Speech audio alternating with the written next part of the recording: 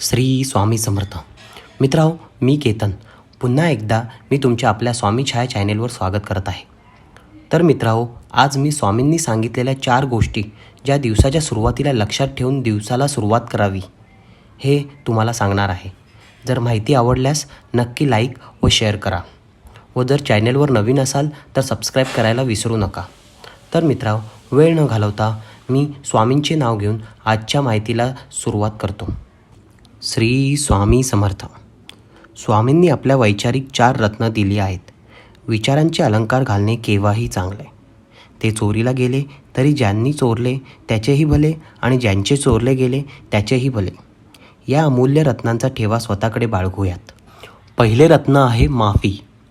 तुमच्याबद्दल कोणी काहीही बोलू द्यात, ते मनावर घेऊ नका आणि त्यांच्याशी प्रतिवादही करू नका व त्यांच्याबद्दल मनात रागाची भावनाही ठेवू नका.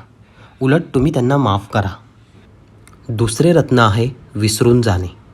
आपण केलेले उपकार नेहमी विसरून जा.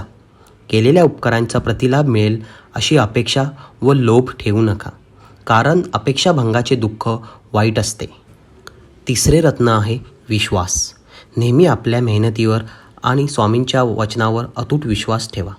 भिऊ नकोस, मी तुझ्या पाठीशी आहे असे म्हणत स्वामी सदैव आपल्यासोबतच असतात. हेच खरे सफलतेचे सूत्र आहे.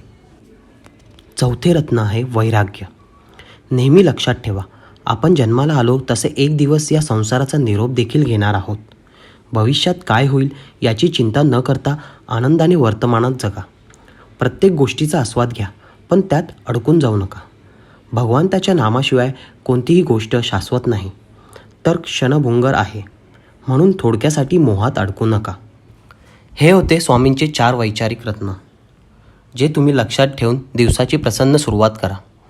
मित्रांनो, माहिती आवडल्यास नक्की कमेंटद्वारे कळवा व स्वामींचा आशीर्वाद घेऊन लवकरच तुमच्यासमोर स्वामींबद्दलची माहितीची एक नवीन व्हिडिओ अपलोड करेन. श्री स्वामी समर्थ.